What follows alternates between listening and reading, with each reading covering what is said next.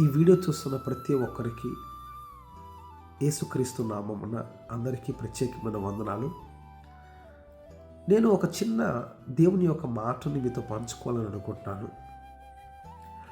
బైబిల్లో అపోస్తులైన పౌలు గలతీ ప్రజలకి ఒక మాట చెప్తున్నాడండి. గలతీ 6వ అధ్యాయము 1 నుంచి చూసుకుంటూ వెళ్తే ఈ 9వ వచనంలో ఒక మంచి మాట ఉందండి. ఏంటంటే, మనము మేలు చేట యందు విసుకక ఎందుము, మనము అలయక మేలు చేసితమని తగిన కాలం ముందు పంట కోతుము. చూడండి ప్రియమైన సంగమా, ఇక్కడ పౌలు భక్తుడు గలతీ ప్రజలకి చెప్తున్నాడు, విసుకక ఎందుము, మేలు చేట యందు. మంచి చేయటంలో అసలు విసుకోవద్దు అంటున్నాడు. అంటే ఎవ్రీ టైం, ప్రతి క్షణము, ప్రతిరోజు నువ్వు ఎప్పుడు మంచి చేస్తూనే ఉండాలి. ఇక్కడ మంచి అంటే చాలామంది ఏమనుకుంటారంటే, ఈ లోకంలో ఒకడికి అన్నం పెడితే, ఒకడికి సహాయం చేస్తే ఇవి మంచి అనేది కాదనట్లా.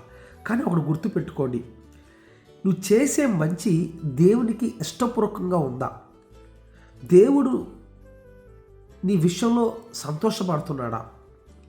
నువ్వు చేస్తున్న ప్రతి పని అది దేవుని మహిమార్థంగా ఉందా? నువ్వు చేసే పని నీకు వెంటనే నీకు ఫలితం రాదండి. బహుశా నువ్వు వెంటనే నాకు వచ్చేస్తుంది, వెంటనే నాకు ఆశీర్వాదం వచ్చేస్తుంది అనుకుంటున్నావు. ఇక్కడ వాక్యంలో ఏముంటుంది? తగిన కాలం ముందు పంట కోతం. తగిన కాలం ఎప్పుడు వస్తుంది మనకి? మనం మరణించిన తర్వాత, మనం రక్షించబడితే, మనం దేవుని రాజ్యంలో ఉంటే, ఆ కాలంలో దేవుని దగ్గర నుంచి మనం ఫలాన్ని పొందుకుంటాం. ఆ తగిన కాలము అక్కడ ఉంది.